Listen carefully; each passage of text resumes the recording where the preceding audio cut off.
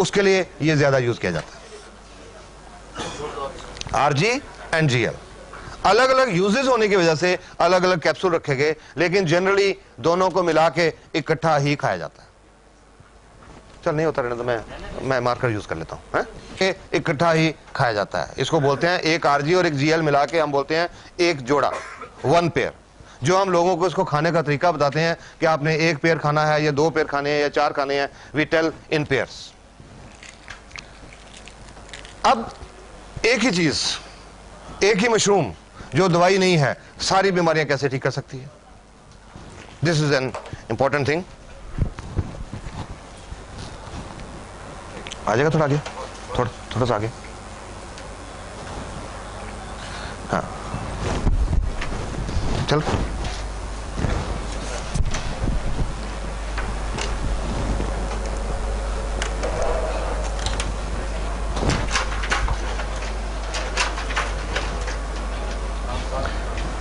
It works at the cell level, जो तो मैंने आपको बताया, ganoderma works at the cell level. It is not disease और ऑर्गन स्पेसिफिक, किसी बीमारी या किसी अंग के लिए स्पेसिफिक नहीं है। हाँ थोड़ी जगह दीजिए मेरे को।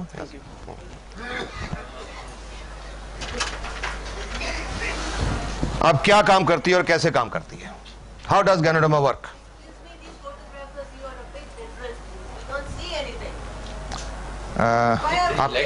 आप ऐसा करो, इसका पाउडर रिलीज होता है, वो पाउडर खून में मिक्स होता है और खून के द्वारा पूरे बॉडी में सर्कुलेट करता है, घूमता है। और खून जो हमारा है, हमारे शरीर की जो अरबों खरबों सेल हैं, एक एक सेल तक खून पहुंचता है, क्योंकि सेल को खुराक मिलती है खून से, सेल को ऑक्सीजन मिलती है खून से, तो वो खून एक एक सेल तक पहुंचता है। उस खून में गैनोडर्मा भी मिली हुई है, गैनोडर्मा भी एक एक सेल तक पहुंचती है और वो सेल के अंदर जाके गैनोडर्मा अपना काम करना शुरू करती है। 5 स्टेप्स हैं इसके काम करने के। सबसे पहला इसका असर शुरू होता है स्कैनिंग। ये शरीर में जाके ढूंढना शुरू करती है, स्कैनिंग करने शुरू करती है बॉडी की। आपने स्कैनिंग के बारे में जानते होंगे, किसी का पेट दुखता है, डॉक्टर साहब के पास जाते हैं कि डॉक्टर साहब पेट दर्द होता है, डॉक्टर साहब दवाई लिख के देते हैं, 5 दिन खाओ। मरीज ने 5 दिन दवाई खाई, वापस आ गया कि डॉक्टर साहब दर्द ठीक नहीं हुआ। डॉक्टर साहब ने दोबारा चेक करके और एक और दवाई लिख दी, 5 दिन ये खाओ। फिर 5 दिन के बाद मरीज वापस आ गया कि डॉक्टर साहब दर्द तो ठीक नहीं हुआ।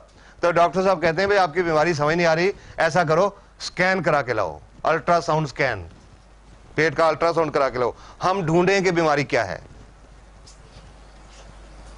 कोई मरीज बेहोश हो जाता है, अस्पताल में डॉक्टर के पास लेके जाते हैं, डॉक्टर साहब को बीमारी समझ नहीं आती, तो मरीज के रिश्तेदार को क्या बोलते हैं? स्कैन, CT स्कैन, दिमाग का स्कैन करा के लाओ, हम ढूंढें बीमारी क्या है। स्कैन का मतलब ढूंढना। गैनोडर्मा ये शुरू करती है, हमारे शरीर में जाके डॉक्टर का काम करना शुरू करती है, ढूंढना शुरू करती है क्या? वो सेल्स जो डैमेज्ड हैं। क्यों डैमेज्ड हैं? उनके अंदर हम जो टॉक्सिन खा पी रहे हैं वो जमा हो गए और उसकी वजह से उनका जो बिजली और रासायनिक क्रिया डिस्टर्ब होगी। उन सेल्स को गैनोडर्मा ढूंढना शुरू करती है। 1 दिन से लेकर 30 दिन तक इसका रेंज है काम करने का, स्कैनिंग का। ज्यादा सेल्स खराब होंगी, ज्यादा दिन लगेंगे, कम सेल डैमेज होगी, जल्दी स्कैनिंग हो जाएगी। 1 दिन से लेकर 30 दिन तक। आप 2 दिन लगे या 4 दिन लगे या 10 या 15 या 20, गैनोडर्मा ने ढूंढ लिया ये सेल खराब है, ये खराब है, ये खराब है, ये खराब है, ये खराब है, ये खराब है। गैनोडर्मा ने सारी सेल ढूंढ ली, आइडेंटिफाई कर ली। अब गैनोडर्मा को नहीं पता कि वो सेल लिवर की है या फेफड़े की है या दिल की है या गुर्दे की है या दिमाग की है या चमड़ी की है या आंख की या नाक की, किस ऑर्गन की सेल है ये गैनोडर्मा को नहीं पता। गैनोडर्मा ने तो सिर्फ वो सेल्स ढूंढी हैं जो खराब है और फिर उन सेल के ऊपर गैनोडर्मा काम करना शुरू करती है, उनकी सफाई, क्लींसिंग। ये लाइट बंद कर दो यार, पीछे स्विच होगा। हाँ, उन सेल की सफाई या डिटॉक्सिफिकेशन, उन सेल के अंदर जो टॉक्सिन्स हैं, जो विषैले पदार्थ हैं, उनको सेल से बाहर निकालना शुरू करती है, कोशिकाओं में से बाहर निकालना शुरू करती है और कोशिकाओं में से बाहर निकाल के हमारे शरीर से बाहर निकालना शुरू करती है। शरीर से बाहर कैसे निकालती है? जो प्राकृतिक रास्ते हैं निकलने के, पेशाब के रास्ते या पसीने के रास्ते या बलगम के रास्ते या नाक के नजले के रास्ते या आंख में आंसुओं के रास्ते या उल्टी के रास्ते या दस्त के रास्ते या कोई चमड़ी पे फोड़े फुंसी होने के रास्ते, जो नेचुरल रास्ते हैं, उन रास्तों से ये टॉक्सिन शरीर से बाहर निकलना शुरू करते हैं। डिटॉक्सिफिकेशन का पीरियड है 1 सप्ताह से लेकर 30 सप्ताह तक, 1 वीक टू 30 वीक्स।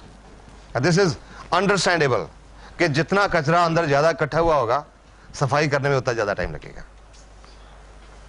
हम घरों में भी तो देखते हैं, घर की रोज सफाई करते हैं तो आधे पौने घंटे में पूरा घर साफ हो जाता है। पर अगर 1 साल घर बंद करके कहीं घूमने चले जाएं और 1 साल के बाद आए तो आधे पौने घंटे में सफाई नहीं होती, 15-20 दिन लग जाते हैं, क्योंकि कचरा ज्यादा इकट्ठा हो गया 1 साल का।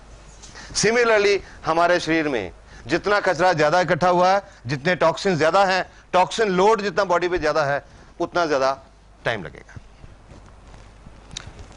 इस दौरान जब डिटॉक्सिफिकेशन चल रही है, शरीर के अंदर कुछ चेंजेस आते हैं, कुछ तब्दीलियां आती हैं। ये एक बहुत इंपॉर्टेंट चीज है समझने की, अंडरस्टैंड इट वेरी वेल। नहीं तो जो लोग ये समझते नहीं, गैनोडर्मा खाना शुरू करते हैं, 15 दिन के बाद छोड़ देते हैं। अरे मेरे को तो रिएक्शन हो गया, मैंने तो छोड़ दी।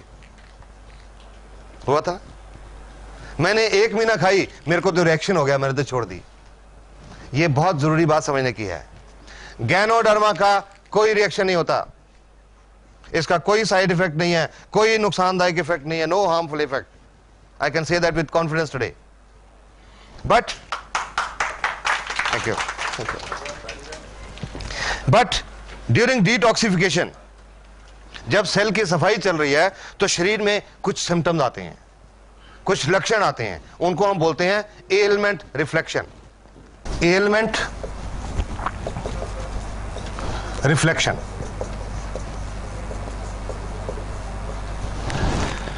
जो शरीर के अंदर बीमारी है, जो एलिमेंट है, वो किसी रूप में बाहर आती है, किसी रूप में रिफ्लेक्ट करती है। Element reflection. कुछ उदाहरण बताता हूं आपको। किसी का लिवर खराब है, जिगर खराब है, जब गैनोडर्मा लिवर की सेल के ऊपर, जिगर की सेल के ऊपर काम करना शुरू करती है, उनकी सफाई शुरू करती है, आंखें लाल हो जाती हैं। आज कई बार देख चुका है, अजी क्या दे दिया आपने, मेरी तो देखो आंखें खराब हो गई। शुरू में मेरे माताजी ने भी मेरे को ये कहा था। जब मैं ठीक हुआ तो मैंने अपने मम्मी डैडी को, बीमारी नहीं, just as a health tonic खिलाना शुरू किया। वो खिलाने के लगभग 20-22 दिन के बाद एक दिन मेरे माताजी ने सुबह मेरे को उठा दिया 6 बजे, ये देख मेरे को क्या दे दिया, तेरी दवाई ने आंखें खराब कर दी, रिएक्शन कर दिया, तेरी दवाई ने क्या दे दिया मेरे को आंखों के डॉक्टर के पास लेके चला। आज देखा मैंने, आंखें बहुत लाल थी, दे वर फायरी रेड, बहुत लाल थी। अब आंखें लाल क्यों है मुझे पता था, गैनोडर्मा के बाद आंखें लाल क्यों होती हैं, something wrong with the liver. फिर मैंने अपनी माताजी की पुरानी हिस्ट्री सोची सारी, 30-32 साल की। 30-32 साल से मेरे माताजी को पेट में थोड़ा दर्द रहता था और कॉन्स्टिपेशन, कब्ज रहती थी। बड़े अल्ट्रासाउंड, बड़े एक्सरे, बड़ी दवाइयां, बड़े मेडिकल स्पेशलिस्ट, ये प्रॉब्लम हल नहीं हुई। तो मैंने माताजी को कहा कि डॉक्टर्स आपकी बीमारी नहीं पहचान सके, आज गैनोडर्मा ने पहचान ली। Your liver is not working. कोई आंखों के डॉक्टर के पास नहीं जाना, कोई दवाई नहीं डालनी, सिर्फ पानी पियो ज्यादा, ताकि डिटॉक्सिफिकेशन जल्दी हो जाए। चुप करके बैठ गए और उसके 10-12 दिन के बाद उनकी आंखों की लाली हट गई और उसके बाद जब तक वो रहे, उनको कॉन्स्टिपेशन और पेट की प्रॉब्लम नहीं रही। This is how ganoderma works. किसी को गुर्दे की तकलीफ है, किडनी फेलियर है, जब गैनोडर्मा गुर्दे की सेल पे काम करे तो कानों में भारीपन महसूस होता है, लगता है जैसे कान बंद हो रहे हैं। किसी को अधरंग, पैरालिसिस या लकवा है, जब गैनोडर्मा नाड़ियों की सेल के ऊपर, नर्व सेल के ऊपर काम करे तो वो लक्के वाली जगह पे दर्द होनी शुरू हो जाती है। किसी को दमा की प्रॉब्लम है, जब गैनोडर्मा फेफड़े की सेल को साफ करती है, उस मरीज को कुछ उल्टियां आती हैं और कुछ दिन के लिए बलगम निकलती है। किसी को दिल की बीमारी है, हार्ट की आर्टरीज ब्लॉक्ड हैं, नाड़ियां बंद हैं, जब गैनोडर्मा उनको साफ करना शुरू करती है, चेहरे के ऊपर सेक निकलता महसूस होता है, गर्मी महसूस होती है, कईयों का चेहरा लाल भी हो जाता है। किसी का ब्लड प्रेशर ज्यादा रहता है, हाई ब्लड प्रेशर, उनको सिर के पिछले हिस्से में ऊपर दर्द होता है। जिनका ब्लड प्रेशर कम रहता है उनका सिर के पिछले हिस्से नीचे दर्द होता है। जिनको सर्वाइकल स्पॉन्डिलोसिस की प्रॉब्लम है उनको चक्कर महसूस होते हैं। जिनको माइग्रेन, आधा सिर दुखता है,